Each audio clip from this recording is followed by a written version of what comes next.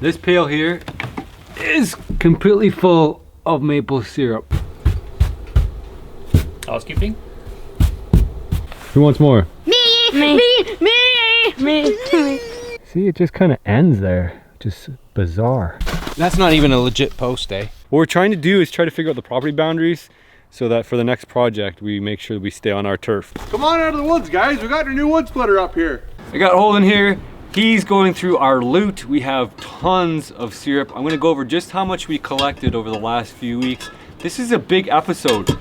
We're gonna figure out where we have space to do future projects. We have another thing in mind. I'm gonna pitch it to Kevin. Well, Kevin pitched it to me. I wanna figure out how many calories I was able to produce on the syrup to figure out whether on a homesteading situation, if it would be worthwhile doing. We made a lot of syrup, but did we match the calorie output versus calorie input?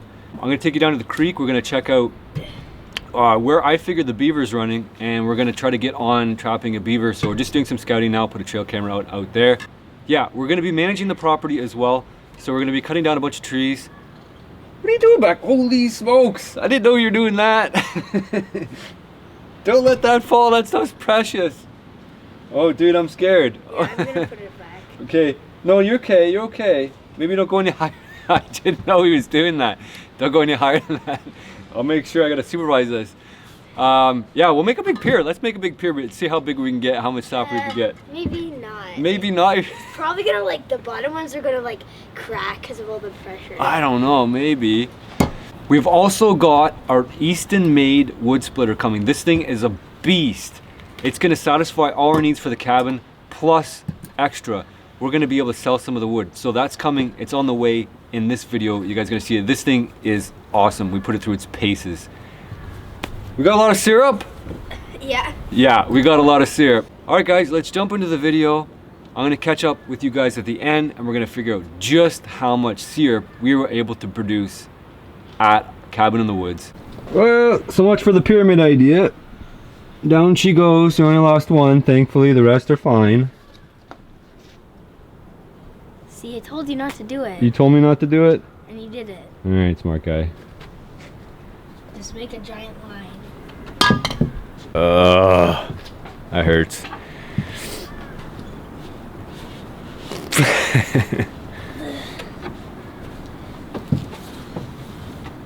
Try to make a nice picture. The big pyramid tower. Blame it on YouTube. Yeah. I did bring all this syrup out here just for this purpose, to show it all off, and that's what I get. I'll lose a whole liter.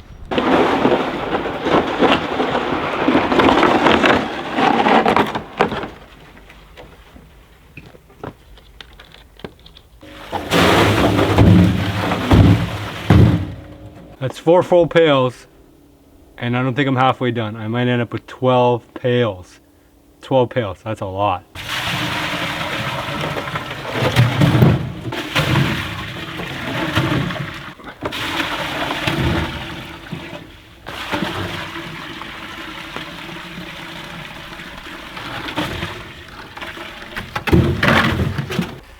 That's 8, getting full.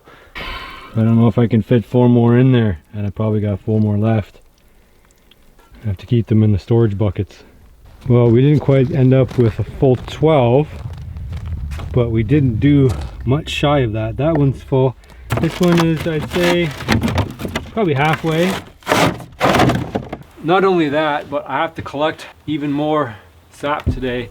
We're probably roughly around peak flow right now. We probably have 2 weeks total left. So I'm gonna be out here collecting. I don't think I'll be boiling today, but I'll be getting ready for probably another big boil over the weekend. I'm running solo today, but that's okay because it's pretty much solo work anyway. Forgot my funnel too, but I have this little stainless steel billy can. It's got a pretty good pour spout on it. So I'm gonna pour from here into the billy can, and then from there we'll pour into the mason jars. On 500 together, that makes 1 liter. 1 liter is a lot of syrup. I believe I'll be able to fill all these up. I also have 4 liters finished at home already. Kevin got his liter. He only eats a liter a year, if you can believe that, with all the stuff we have available. And I think I'm curious to know how much I'm gonna produce this year. Probably almost as much as you guys are. I totally get the lick of the mess. Part of the payment. My fingers were getting too sticky. Of course, now my beard's sticky. Ugh. All right, so there's our final yield. We have liters. Convert. Just convert. I think it's 4 liters per gallon, something like that. 3.58. Check it out anyway. 1, 2, 3, 4, 5, 6, 7, 8, 9, 10, 11 liters. 11 liters plus I did 4 at home, so that's 14 liters. 14 liters of syrup so far, and we're probably halfway. So if we double that, we're gonna get 28 liters of syrup. Not bad at all. So if you're curious how I store these, I don't do the canning method. I guess you can. I don't know how to can syrup. I think it's probably just the same way. You just do the water bath, put it in from hot, and then anyway, mine cooled down and have the jars. I find it just as easy just to put it in the freezer. I'll loosen the lids off a little bit again, and then I'll make sure that they're nice and flat and accessible, and you just take a jar out at a time. I think it stores better that way and for longer periods of time. I've had stuff for like 3-4 years now, and it's perfectly fine. There's nothing wrong with it. Mason jars, you can get maple syrup jars, but they're expensive. It's like, what's the point in doing it when it costs you just as much to go to the store? Gotta thank my sponsor for this video, Skillshare. This is an online community. It's got 25,000 online courses from business, design. It's got something for just about everybody. There's over 7 million people on the platform right now, all sharing and learning. The best thing about this is you can go in with like-minded people and learn about something that you're interested in, share with them, and get feedback. I am a rookie when it comes to Instagram. I have the worst Instagram in the world. But the thing is, I could find a course there on how to become an Instagram influencer. The first 500 of my subscribers using the link that I provide in the description are gonna get a 2-month unlimited access, and then after that, it's only $10 a month annually. Premium memberships gives you unlimited access so you can join the classes and communities that are just right for you and your new goals. Skillshare is not only about learning, but it's about thriving. It's about developing yourself. It's about boosting your knowledge on topics so that you can accelerate your life. We had a big weekend. Holden had all his buddies out. We put an email blast out to all his friends, and we said, hey, you want to come join us out at the cabin? And we usually do a big email blast because sometimes it's tricky to get kids outside. We had a kid out last time and he got so dirty, I don't think he got invited. He wasn't allowed to get invited out again. But he had a blast. He went to school and all he did was talk about how much fun he had. They talked about burning this tree down because we had an old apple tree that needed to be cut down, so we made a fire around it. Actually the tree fell, so I don't know if his parents thought it was too dangerous or what, but there's a lot of fear out there as far as, you know, wildernessy stuff. I'm just taking you over. I want to show you something over at the tree here.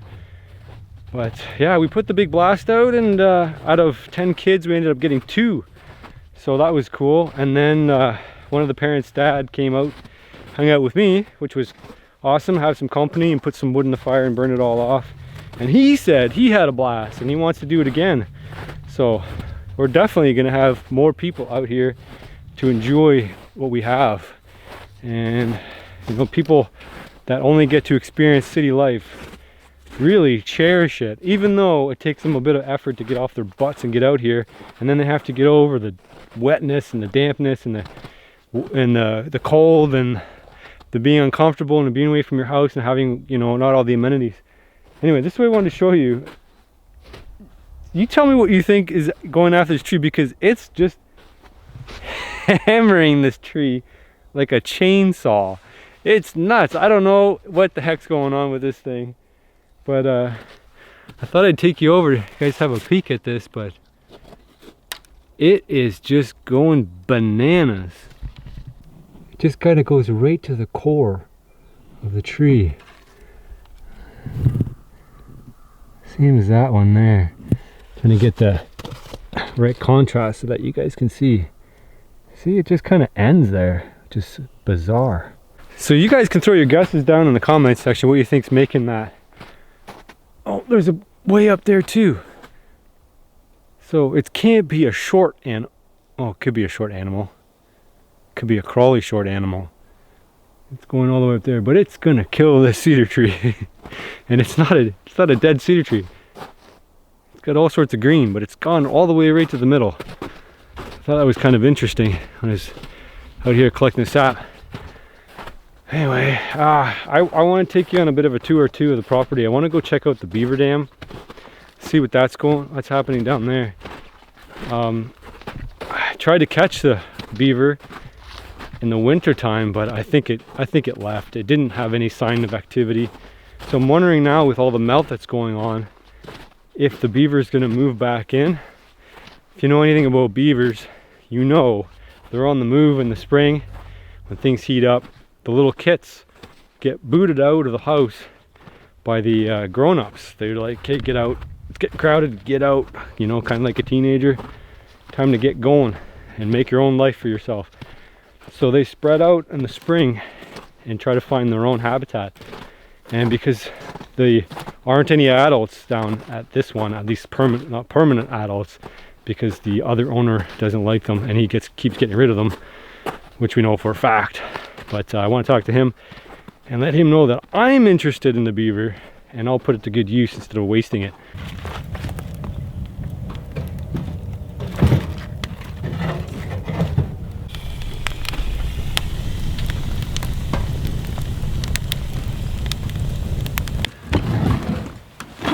I get to sit down with my syrup, get myself a well-deserved drink before I go for a walk. I also got to get more wood. Never ending.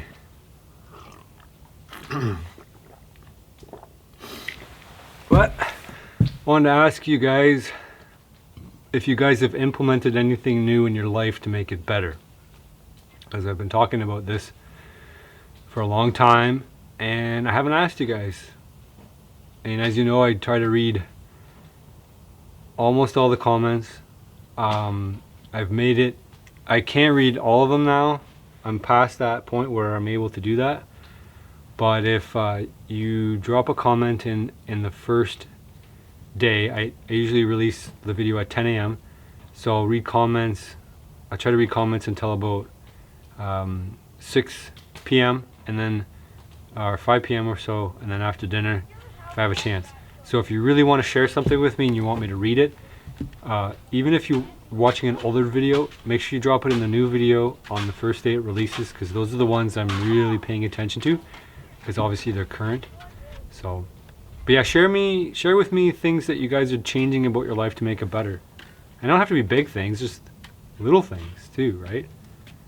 And this cabin is like a big thing that I've done to make my life better, to give me a place where I can be off-gridding that's at least somewhat convenient to me.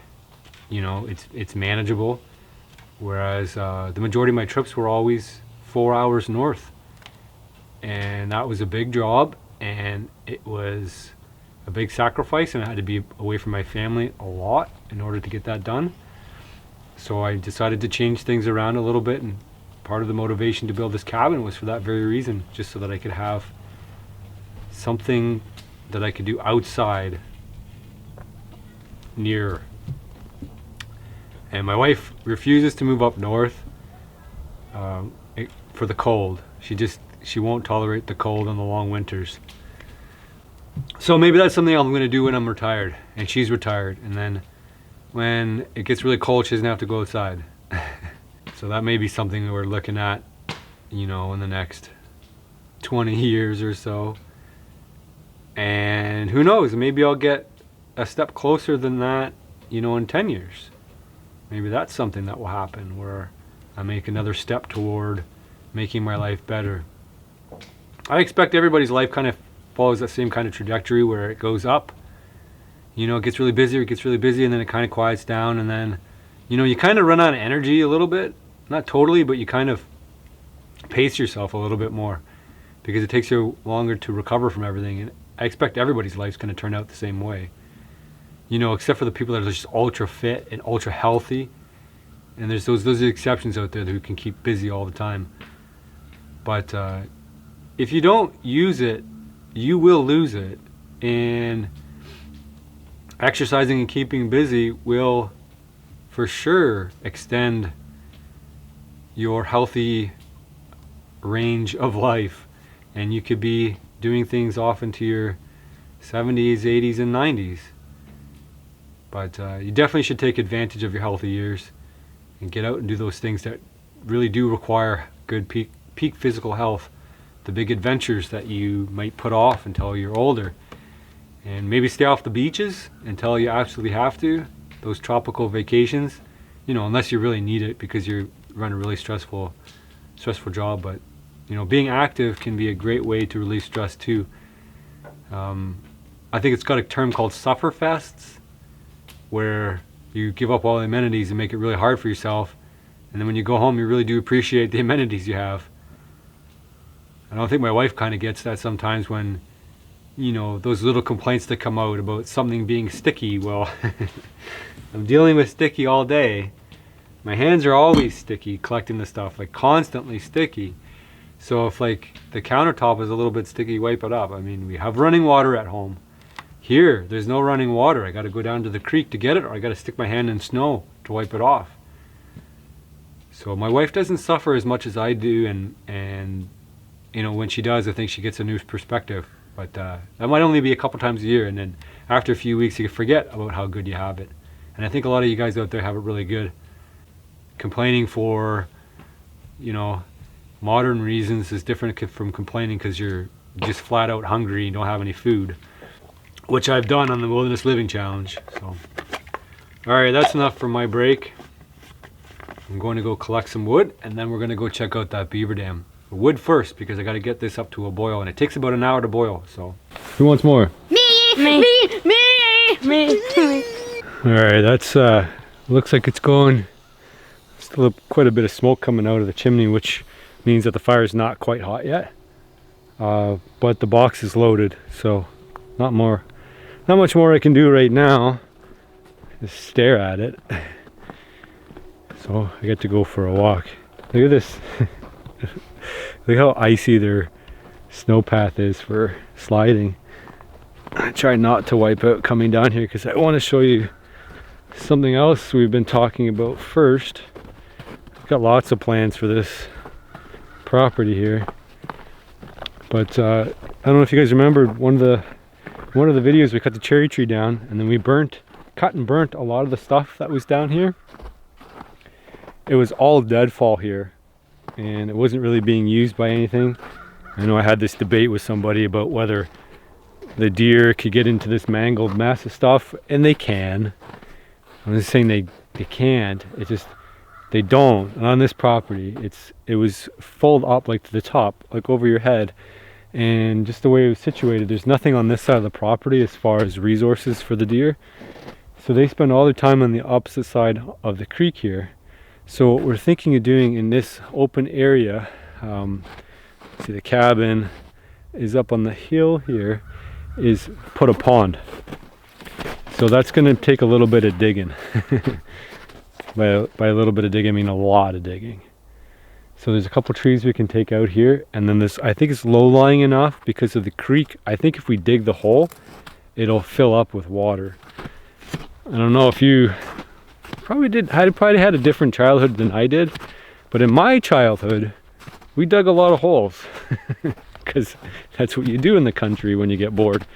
You dig a hole and you try to get to China, and we tried to get to China quite a few times. We actually made some forts that were underground. We always had different things with us. One of the things we had was carpet. So we dug a big hole, and we put carpet over top of it, put carpet in the hole, and then we filled it back in. We did all sorts of things that were kind of weird and dangerous. But yeah, so we had an underground pit for a while, and you know what we realized about it? It wasn't very comfortable. It was like damp and moldy and musty. all the time. So we would always be scared to go in it too, because you know, you don't know what's going to be underground. There's always something trying to find a home in there. So we would crawl in every once in a while and sit there for about 10 minutes. The fun was like building it, which of course is probably what the appeal of this cabin is too. I mean, it brings me out to nature, but just keeping busy and building these little projects. So take a walk here to the further into the property here. It's pretty thick. The creek is always to my right hand side here, and we're going uphill, so we're going upstream. And so it's always kind of weird where the Beaver Dam is so far away from, this is like a feeder creek to a bigger river system. So the water does appear to be open over here in the pond, and I am taking a risk walking on this. I know for a fact it's not super deep here, so I should be okay. But this is where I was getting sign of that beaver coming out before. You can see the creek is a little bit flooded, but it basically follows kind of a meandering pathway here. But this is a place where I could probably trap the beaver if I neck this off and kind of a V. You know that advanced trap? I can put the advanced trap in here. That's that big coyote trap. And when the beaver comes up here to try to get some food, I could probably trap it. But that's our source of water for this property, and it's not super deep, but it's deep enough. So here's a look at the beaver pond, and as you can tell, the Beaver Dam is broken open. So that means that I think it was frozen over last time I looked. I brought you guys back here last time, but it was frozen over, so I really couldn't tell if it had been broken or not. But yeah, there's a pretty good chance that the neighbor's actually already on the beaver right now, because they're fully expecting a new one to come in. So I need to go get over there and talk to them and figure out what's going on with this. And because beaver meat's awesome, man. I wouldn't want them to just kill it and just leave it here. Doesn't look like it's been disturbed too recently. You can see it's all old probably from the fall. You can see how when the beaver makes it nice and deep like this, then it can pass through a lot easier. Alright guys, new day, new boil. Kevin's out here today. He did the night shift. Boiled it down to about 3 inches, and we did another 8 pails this morning. So we're in for another day, 2-day boil. By the looks of things, it's heating up. It's going to be 10 over 10 Celsius. I gotta do Fahrenheit for you guys.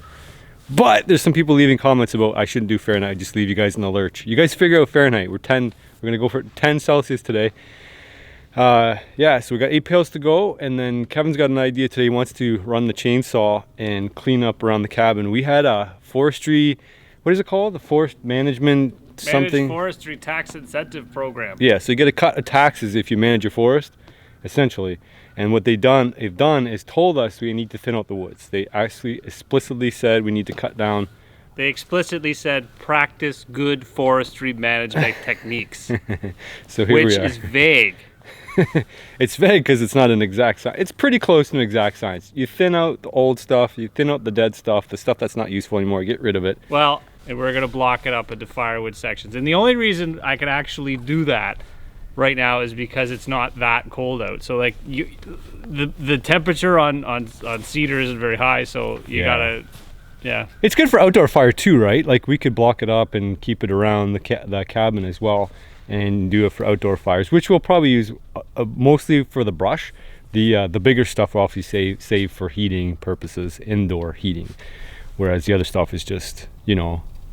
So all the firewood people out there, it's shoulder season wood. It's for the spring, it's for the fall. Yeah, and to dry the cabin out. The cabin is a little moist still, which is obviously hampering our progress. But it's maple syrup time anyway. So let's fire up this chainsaw and see what we can get done. All right, so we got it all stacked up. Kevin's got an idea of doing a cordwood outhouse with mud. I don't know if we talked about that at lunch. I'm not certain that's official. How come you're all hunched over there? People think you're like Tired. broken. There, that's unbroken Kevin. Yeah. So yeah, what do you guys think of that idea? So you basically is gonna cut it up, like the seat, chunks, and then mud it together with what, clay? Clay and straw maybe, and then we'll Have truly a very nice brick poop house. Nice place to have a poop. We're gonna see that one. That's not the plan I wanted to reveal. That's a different plan.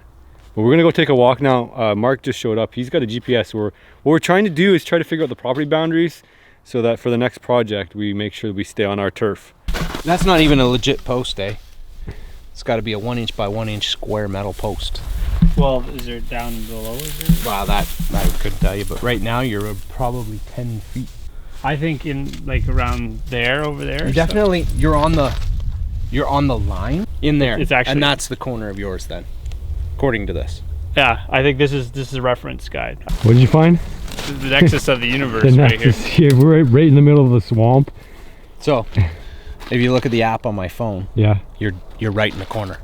Okay. So this is the actual That's the boundary. back corner of the property. Yep. So that's probably a reference that they probably marked that and they said, okay, Because it's too wet in here to know. Like if this wasn't frozen, then you wouldn't get it back here. But they mark it 20 feet or 20 meters, 10 meters. We're in turkey land here on this side. This is where the turkeys spend tons of time. It's like an open hardwood. We're not quite on Kevin's property here. We have to find the other corner of his land so that we can draw back into the other section we were in. So it's obviously pretty tricky to find it, but it helps with to have the GPS. Everything's all wired in now, which is awesome. Yeah, I've seen and heard turkeys out here all the time. All right, so the plan is Kevin wants to build a tree house. No? Gonna rope him into a tree house back here in the back corner in the hardwoods. Tree house, deer blind, yeah? Maybe. We were talking about it. You guys have to let us know if you want that. Like on stilts. Like 4 posts to the ground and like a 2-sided, 3-sided deer blind. Yeah. That's heated. That you can sleep in it. That you can sleep in it. So you're up early in the morning. You just kind of roll out of bed and grab your gun. Yeah. Is it the plan? Yeah. Okay. It was his idea. He mentioned it. I think we should do a Kickstarter campaign or something like that, or some sort of GoFundMe page, because not that these projects cost me any money, but I can't go and make money while I'm doing these projects. So yeah, so if you guys just start donating a bunch of money. Now it's a little daunting now that we're back at the far corner of the property to realize how difficult it is to get all the resources back here. It's a fair ways back, and the thing is, we don't have a trail out here either, so we have to get everything all the way through the woods, through the swamp, across the creek. So we'll see if it happens. It'll probably happen. So I think it would be a little bit more elaborate than that. I don't even think I'd climb up that one anymore. I don't think anybody climbs up that one anymore. It's pretty rickety. You might die climbing up the ladder here. That's how people used to hunt deer. You just scab things together. But yeah, I wouldn't climb up that one anymore. It's all rotted out. Kevin sounded like he was a little bit more optimistic about building this tree fort last time when he invented the concept, so he's obviously gonna need some prodding. You guys are gonna have to prod him if you want him to build this. Of course, it's not gonna be just a simple tree house. It's gonna be something more elaborate with a wood stove and the ability to sleep a couple people, so you can just permanently hunt deer during the deer season. You can just sleep there, have all the amenities that you want. Nice big red roof, the whole deal. 16 feet up in the air, maybe not, maybe 12. You get the idea. And that's the perfect place for it because Mark actually hunts the adjacent property, and he knows for a fact that the deer do come through there, and that'll be all planted with crop. So it is a pretty sweet spot, and it's a spot I haven't hunted yet because there's just no way to access it. We're on the neighboring trail, borrowing it, because there's just no way to access this side. So it's going to be a project with the tractor, getting it across there. And I know Kevin's interested in harvesting wood from over there and all the deadfall. And who knows, if we get organized enough, we can tap the trees up there and get maple syrup from that end. There's lots of maples, which is but not something that we can drag all the way across right now. At least manpower doesn't make much sense. We need something to transport it all. So those are the ideas we're working on. We'll get back to the fire, make sure it's all loaded up. We probably have 2 days of boil left, and we're looking forward to turkey season too. Mark, turkey season soon, just coming around the corner now. So as the snow melts, and there are tons and tons of turkey. Mark said he saw like 50. Not all the time, but at 65. 65 turkey. They don't stay in groups or flocks of 65 throughout the spring. They kind of start breaking up. But if you're lucky and you get out there and you're the only guy out there, you can usually get one on the first day if you're organized. But then there's lots of competition too. Lots of other people do the same thing.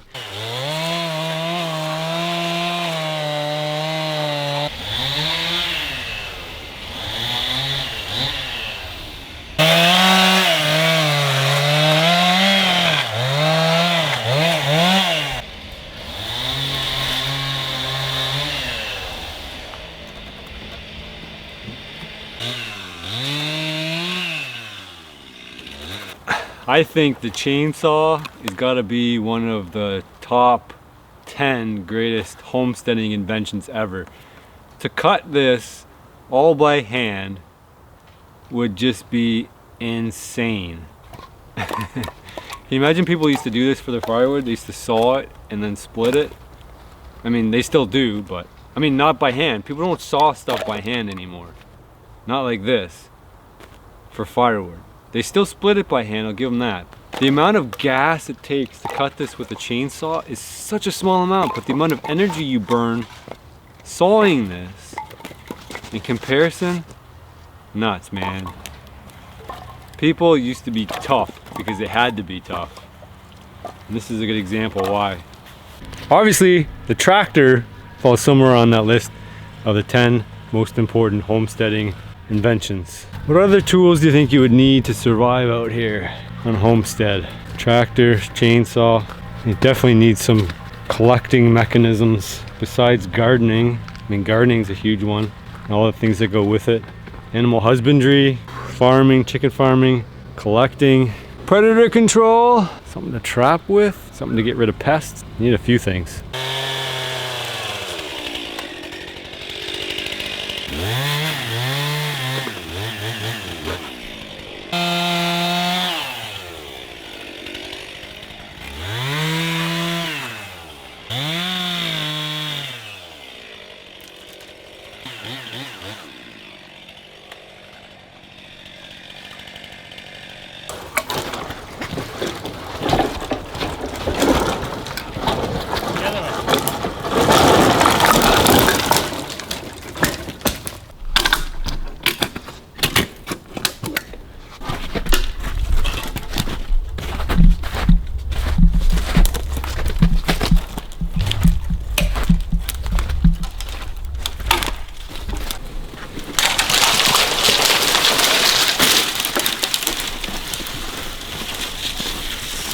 Hey guys, we got you a new Eastonmade Wood splitter out there. All right, let's go grab the splitter.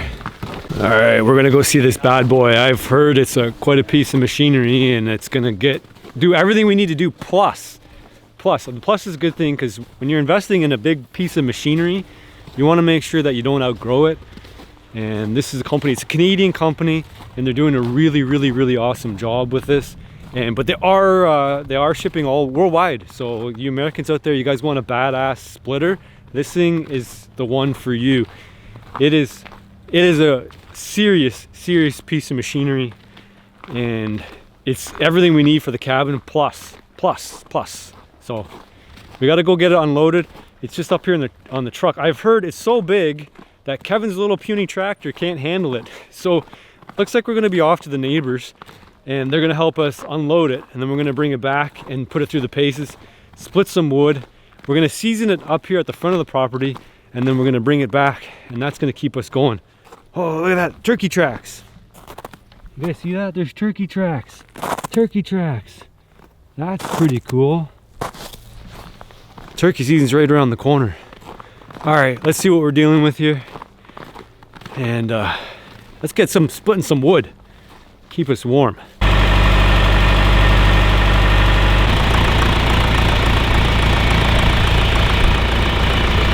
We get her off.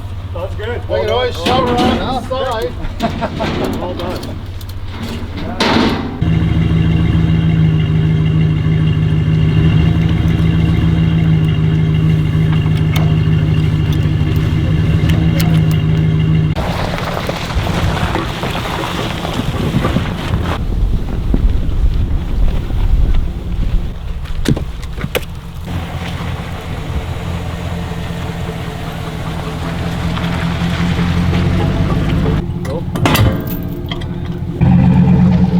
People were talking about how much wood it's really going to take to heat this thing, and I've been splitting wood for probably 15 years now, and I'm getting older. We're all getting older, so I've decided to step up my game. I've been researching splitters. I've been all over the internet looking at different types, and I've decided to pick this one.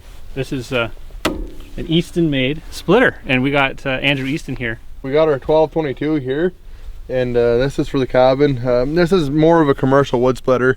This is what a lot of guys are using, doing a couple hundred wood a year. But this is a heavy duty unit. It cycles in 5 seconds. It has a log lift on. You're gonna pick up roughly 500 pounds with it. So most guys' wood piles, whatever you can put on there, you're gonna pick up with it. And this machine here has all the power to do it. And we offer different wedges for it. We offer a 4-way wedge, a 6-way wedge, and a box wedge. We also have a single, so if you get into some really nasty stuff, some elm, some of that tighter grain species, the single wedge is really nice because it busts up just about anything. And the wedge is adjustable up and down. You have about 10 inches of travel there. And the other nice thing about this particular model is it has a full auto cycle on it. So you just hit your 2 levers and you can essentially walk away from the machine and pick up another block of wood. So it's sort of like having somebody else there to run the machine for you, or to load the machine for you. So just right there, you're twice as efficient, let alone having a cycle time that's it's a third of what most splitters on the market are right now. This is our 4-way blade. It just has the cross on it, so you can see you get 1 piece on the top, 1 piece on the bottom, and then 1 piece on the left and 1 piece on the right. So you end up with 4 pieces out of 1 split. You'd normally use this in smaller wood or large diameter stuff that's tougher to split, just because it's easier to put it through. If you lower this all the way down, you can see you just have the top portion of the wedge showing, so it works as a single wedge too, just the same as a traditional splitter. This wedge here is our 6-way wedge, and you can see it works on the same principle, except it has 2 more auxiliary wings on it. So you end up having 1, 2, 3, 4, 5, 6 pieces out of it per pass. So it's 1 pass at 5 seconds, you end up with 6 pieces of wood. Essentially a piece of wood, split wood a second is what you end up with this unit. So as far as our valve bank here, we run Galtech valves on them, really high quality valve. As you can see, we have 1 lever for your log lift up and down, 1 lever for your wedge up and down, and then right here what you have is you have 1 lever for your splitter to go forward and 1 lever for your splitter to go backwards. So what happens is when it comes to the end of its stroke, this lever kicks off and then it retracts. You can run them manually. Just as soon as you go far enough, it locks on for you, and then that's where you get your auto cycle from. So you can essentially load the splitter and go grab more wood then. It lifts the log up and down. So what happens is, as you hit the hydraulic lever, this will lower down, and then you have access to load a big piece of wood on it. The other nice thing about this is it works as a staging platform for you too. You can stack up multiple small pieces on this, and then as you're re-splitting wood too, you can pull wood back onto the lift, and then that way you don't need to set it on the ground when you're splitting. So less bending. Yeah, which is ideal, right? So you're at working height, you're just kind of like get your stuff right here. It's perfect. Yeah, it's ideal. Like we try to build the whole machine like that it's pretty well at fingertip height, because you don't want to be working down around your knees, and you don't want to be pulling heavy blocks way up high, because you're going to be bending and arcing your back. So we build it so it's comfortable for everybody. Like myself, I'm 6'3", and then we have I have some friends and other customers that aren't quite that tall, and it seems to fit very well with everybody. All right, so I'm going to throw my question in here. Is this overkill for the cabin? Yes. Yes, Of course it is. 100%, yeah. So this is obviously, as mentioned, it's a commercial grade splitter. This is for guys who like run a lot of wood through. We probably won't be running that much wood through, but we can sell wood. So that will be our upsell for this whole deal, is it's something that will maintain its value for the long term. We can make money selling wood that we're getting free from arborists, and it's going to fit our needs perfectly. We got lots of places to get a lot of wood here and put it through, and then whatever is extra we can sell off to whoever wants to buy it. And there's lots of people who can't run wood through a splitter the way we can now. I'm on the theory of, you know what, you got to spend money early on. It starts off like when you first get a homestead or you first get a house and you're starting to get wood. If you spend the money up front, you have the use of a very good quality product. And at the end of the day, when you're done with it, maybe 10 years from now, 15 years from now, and you say, you know what, I don't want to do with wood, you can sell it for nearly as much as you paid for the thing. It holds its value. It's built tough. There's plate, steel, everything is manufactured to last. It's designed to go through the ringer and come out, and you basically maintain your value. How thick all this metal is. It's all really heavy duty stuff, and you can tell it's going to take the abuse. The whole thing, even the I-beam back here, it's a whole I-beam. It's like not going anywhere. That being said, so this is a commercial model. Do you have any like homeowner model, like entry level splitter? The people that homeowner maybe have an airtight insert and they want to just feed her up. What do you got for them? This is our commercial model. We do have our ultra wood splitter. It's geared more towards the homeowner. You can check it out on our website. It's eastonmadewoodsplitters.com. We have all the models and prices listed there. So we saw the 4 working. It splits one piece of wood into 4, but we have a 6-weight wedge. We're gonna throw a piece of wood in here. We're gonna split it 6 times at once.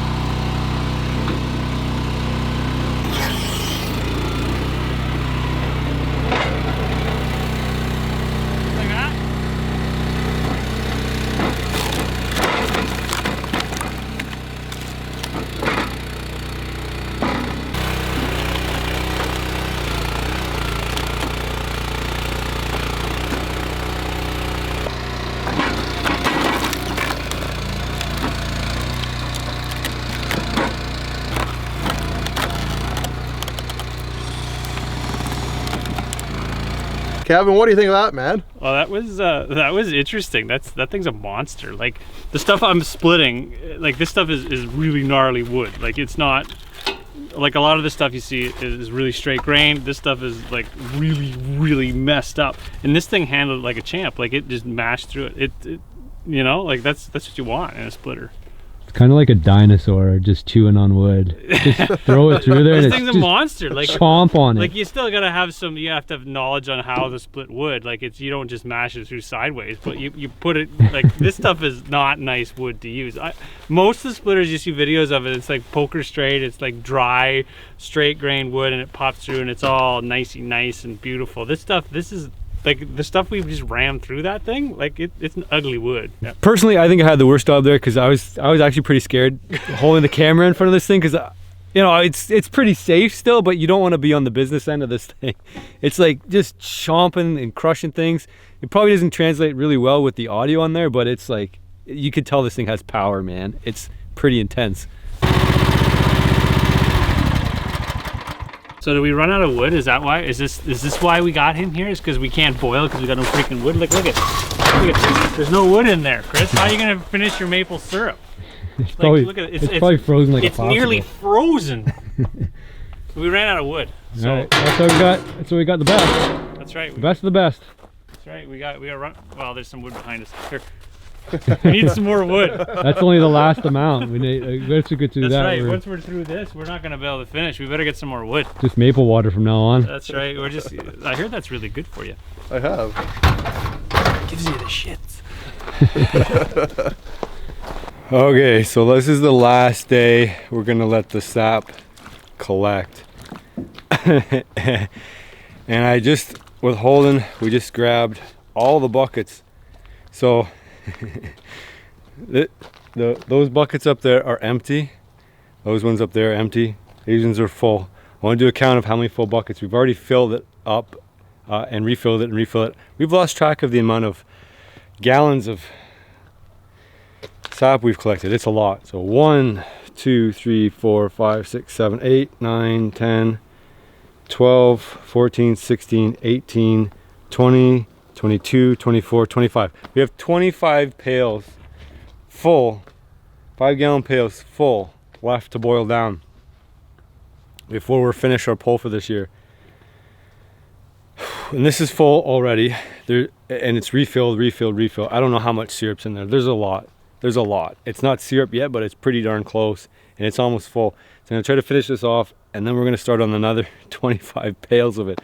So I'm in it for a good another 30 hours of boil at least, I think, with all this. At least. It's got a good concentration up here already. You can smell it. It smells like syrup already, which means it's almost done. Everything's melting here. And the funny thing is that the sap is still running, so we could technically keep going, but once it gets too hot, you don't want to keep going because then the sap turns really milky.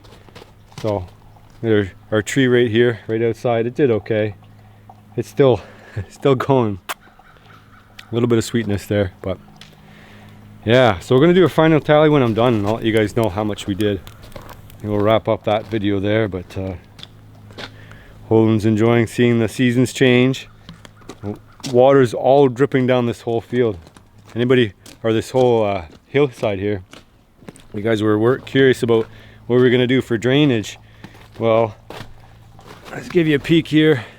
Underneath the cabin, it's draining. It's like a river leaking all the way down. It's collecting on top of that board, running down the board, and then it runs down the hill. So putting the pond down there is actually going to be a good idea. It's going to actually collect really well.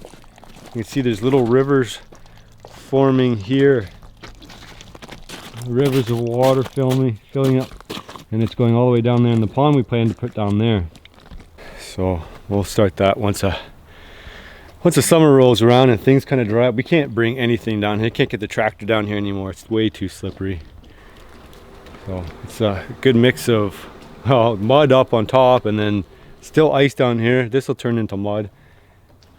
So it's giving us some grief. It's nice to be able to pull the sled, but it's like pull the sled halfway, most of the time halfway, and that's it. And the rest of the time is just dragging it on the mud. And four pails of this on the sled with no snow is not easy. So I've got my work cut out for me. I'm going to be boiling this down for the next 3 days. I don't know if I'm going to check back in during that or not, but we'll see. I want to talk to you guys a little bit about what pull the spiles out, and I want to show you what happens to the holes after we pull the spiles out. Some of you guys are concerned about damage and what would happen to the tree. It fills back in, but I want to show you that.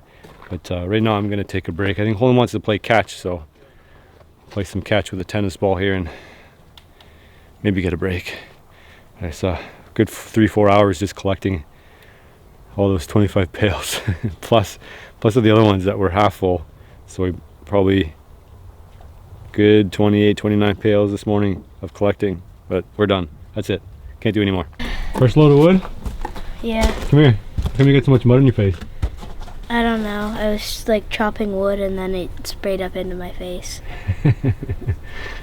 You got mud everywhere. I know. All body. That's the way to go though. And because all these buckets have holes in them, to bring them back up, just take a plastic bag, shove them in the hole, and then they're not leaking everywhere. So these are all the full ones. It's a lot of buckets to boil down. So if a couple days ago, I forget now, 3, 4, 5 days ago, something like that, I put up a trail camera down at the creek And I didn't just put it at the creek, I put it overlooking the creek so it would just monitor anything that's coming up. Because we're expecting at any time to have beaver run up the creek and then start working on the dam and then flooding out the bridge, the neighbor's bridge anyway. So the idea is to figure out if there's any traffic up and down the river here, or the creek I should say, and then if there is, drop our live trap down in there and see if we can't get ahead of ourselves in a good way and grab ourselves some beaver meat. And then if I do get beaver meat, I want to make beaver burgers. You know, it's been a theme on this channel for quite a while to make beaver stew, but now finding a lot of the wild meats, you know, like raccoon, is actually ending up a lot better as burger. Uh-oh, we might be flooded out. Oh.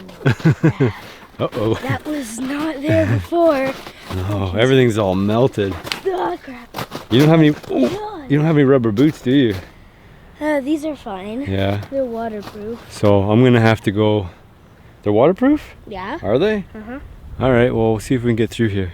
This might be over my boots. Probably over your boots. Oh, we made it. Is it over? It might be over yours.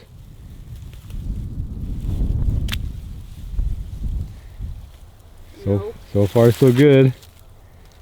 Keep going. Oh, you're gonna make it. Good job.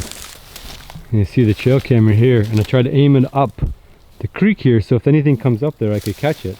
And see, this is a pretty good vantage point. Looking down here, and then any beaver that comes up here and they want to make the dam up, we'll catch them on camera hopefully. So I'm going to check it now, and I got a tree stand over here, just on the other side of those spruce trees. And this is a pretty good crossing. A lot of animals cross over here, so I might get some deer or whatever. I'm gonna pull the card here now, and you guys are gonna see what I saw in the card, or nothing at all. It's just easier for me just to pull the card, check it at home, and then overlay it.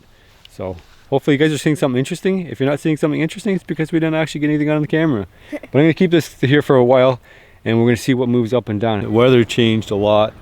It's all misty cold, but let it boil down. How does that look? That's pretty dark stuff. Kevin let it go last night, kept an eye on things. Now it's my turn. We're gonna pull it off and put it on the buckets, and as you know, I can't finish it on here. It's just the height temperature is too high.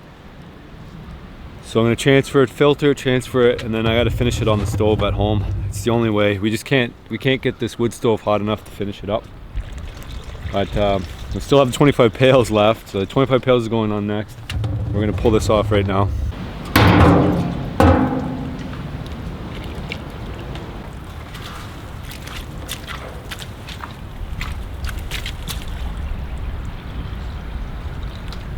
Turn it right over. Okay. Put it on down here and all. Okay.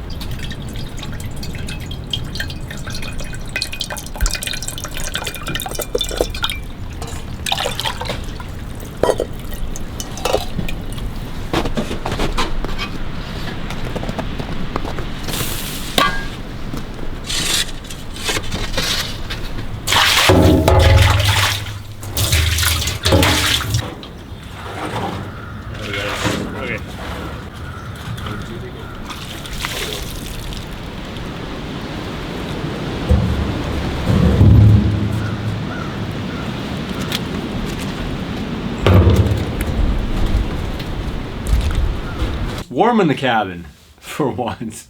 It's warm outside too. Really warm outside. Kevin and Mark are just up at the sawmill, and they're working on some shakes. Mark's got a project on the go, so he asked if we could make some shakes. This company Primal Urge sent me these all kinds of different pepperoni, pepperettes, jerky, all these things a while ago, and they never really got in contact with me. It was like a sponsorship, and they just sent it out to me. And I don't know. I think Bob Hansler hooked them up with me. He said they were a good company, and he gave them my address, and they sent them out. And I never really plugged them. They didn't offer me any money as a sponsorship or anything like that, but it's a pretty good snack. So this is my unbiased opinion. They have like elk, all different kinds. Elk. This one's beef stick. This one's hot venison. Sweet and sassy. This is for kids. The smart sticks, sweet and sassy. I'm not sure what that one's made out of. Rome sticks, best pork ever. But they had all sorts of wild game animals, different like elk, deer, bison.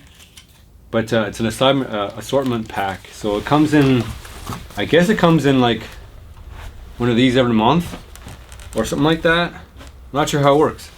It's just some kind of subscription model. Anyway, Primal Urge, here's your plug. If you guys are interested in, you guys really like these snacks, these types of snacks, you may want to invest in getting it through the mail.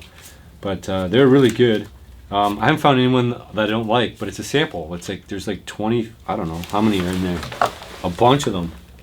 20, there's probably at least 20 in there. Anyway, Primal Urge, let me know what you guys wanted to do with this. If you guys wanted to sponsor a video or whatever, I'd be interested. But yeah, I'm gonna grab let's grab the elk. Let's do the elk. So I'll munch on this and I'll let you guys know what's going on in the meantime. But we got maybe 10 buckets, 10 pails in there now. Finally got the fire going. The wood was all wet because we left it outside and it was raining. That's a little bit of a pain in the butt. We got the fire going in here, and like I said, it's really warm. So the idea now is just to kind of dry out the cabin, and then we can go from there. But the studs are a little bit damp. They're not too bad now. With the warm weather outside, combined with this fire, we should be able to dry it out enough that we can continue. If there's a little bit of moisture in it, it'll be fine. It'll get out through the walls and the cracks and all that. But we don't want a lot in there, because we're going to be using drywall sheeting on the bottom here. Can't have too much moisture. So we ended up with 3 pails of ready to finish sap. So that has to go back. I have to do that on the stove. Maybe I'll show you guys how to do a maple sugar. I'll do one run of maple sugar. It's just a bit more technical. I have to go a little bit further with it. So maybe I'll show you that in this video. Alright. Yeah, it's kind of dragging on. Like, we're trying to finish this up, and it's not like, when we do things in real life, it doesn't have like a defined ending. It just kind of trickles out and you kind of mesh into the next thing. So, but I'm still interested to see how much syrup I can make on just our hobby rig. And we just found out that the person we've been borrowing the vat from wants the vat back. So 100% chance that next year we'll be doing something completely different. If we get a sponsorship for a full-size one, so we can ramp up production even more, do it with a lot less wood, because we've burnt a ton of wood in that, making that syrup. So that's where we're at. This is going to be like a 3-day boil. 3 days to boil these 25 pails down. And then if we have 25 pails, well, we had another 10, 30 pails. We'll get one pail, one 5-ish gallon pail of syrup. That's a lot of syrup. A pail of syrup, which is incidentally, I think what we did the first time around, it ended up being 12, 13 liters. So it's quite a bit. Fire's actually warm. That's good news. Primal Urge, thanks for feeding me while I'm out here. Think that rabbit enjoyed eating that tree, the cherry tree. Look at all the droppings in there. That thing had a festival. Look at it all. It chewed everything off that. Look at all there, all up in there. So if you guys want to help the rabbits out in the wintertime, cherry's where it's at, man. Cherry tree. What are you doing, cutting wood for next year? Yeah, it's firewood season. It's always firewood season, actually, but it's you got to get her to the shed, get her stacked, get her dry. All right, guys, I hope you enjoyed that video. We had a little mishap when I was stacking Yeah, we're stacking them up, and I lost 2. 2 liters of sap. Syrup. Yeah, yeah, not sap syrup. Let's have a moment of silence.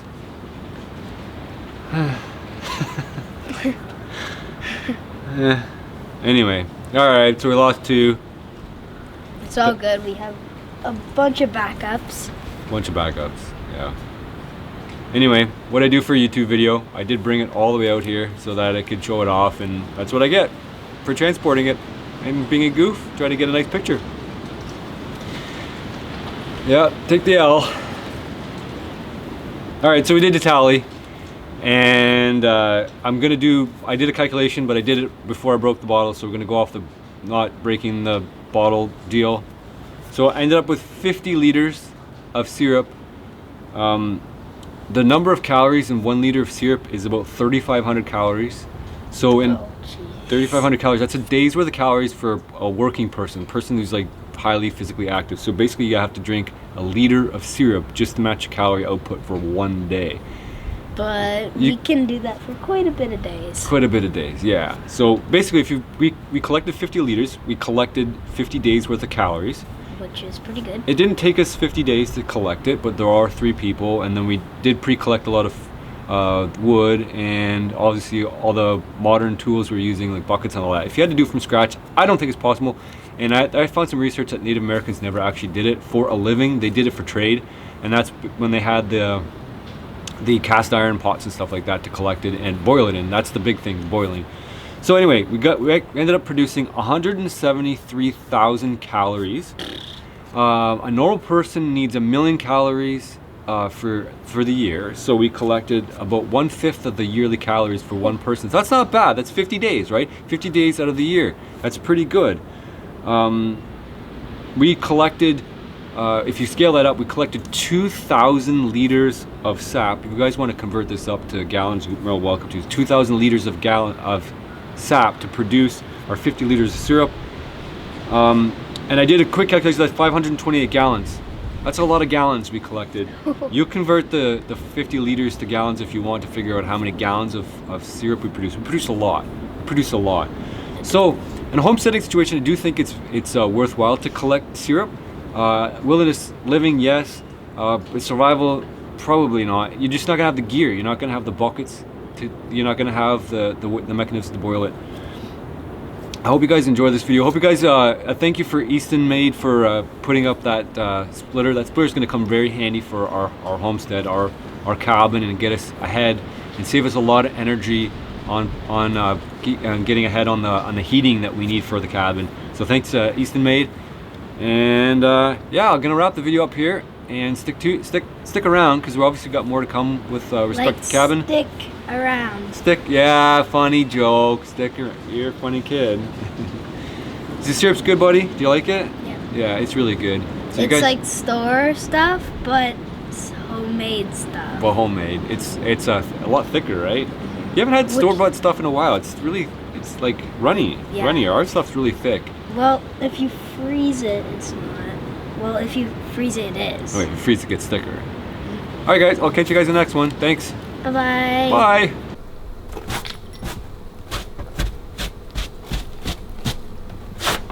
A Canadian company? Yes, we are. We're out of Perth, Ontario. We're just a little bit west of Ottawa. You sell to the States though? Yeah, a lot of our sales go to the U.S. We're starting to move worldwide now. We're looking into doing Middle East, and What do they split in the Middle East? I have no f***ing idea. So I had a guy from Morocco the other day call me, and I had a guy from Turkey, and Teak. They're splitting teak up there. You know what they're doing? They're splitting cactus. they got to be splitting something. I have no idea, but I have had a lot of interest outside of North America, and we'd like to move into the Australian market too before too long. I hear the Australian wood's really, really hard. I've heard that too. I've never had any experience with it, but I'm gonna go, and the next couple of years we're gonna try and get down there and just go look at the trees. It's maybe just go and have a good time on the beach even. Yeah. Like, go have a Foster's or something. We'd Bring be an doing axe. good. Bring an axe. Be like, all right, okay, that's hard. Yeah, we're gonna call it a day now. Yeah. You gotta support the Canadian company because we know about hardwood. Yeah, like we have a lot of species up here. Like everybody seems to think that we only split softwood, but we have most of the woods we have around here. We have the hard maple, we have oak, we have just about everything that they do further south. Like The elm, there's still elm, and I heard in the 70s when the Dutch elm disease was very prolific that they actually beefed up all their splitters then, and then they kind of all died out. So now we're running into the emerald ash borer, and it's, you know, as straight as people say ash is, it's a pretty stringy wood. you get into a piece of ash that's grown out in the open, and ash is a really weird species. It really takes the shape of what's around. If there's nothing around a piece of ash, it's gonna wind itself pretty tight. So like a piece How come Covenant is laughing every time you say piece of ash? of ash. I'm sorry, man. So you know what the problem with a piece of ash that's a city piece of ash, when it's growing in the yard, when it's got a lot of wind hitting from all the sides, it kind of goes. So you want a country piece of ash? You know what? If you're gonna split some ash, you get some country ash. Jeez. You gotta have country ash if you want, like fine lines. Country ash is a lot easier going. Like it's a lot more laid back, the country ash for sure. There we go. Now we're on it. Right on, guys. Thanks. Appreciate it. Hey guys, we're just finishing up our syrup at the small cabin in the woods. Find out how much we were able to boil in this episode. All right, that's good. Come on back. And then come like to this near tree before you say anything. Okay, like your very first one there. Yeah, like this one here with the metal on it. Yeah. Yeah.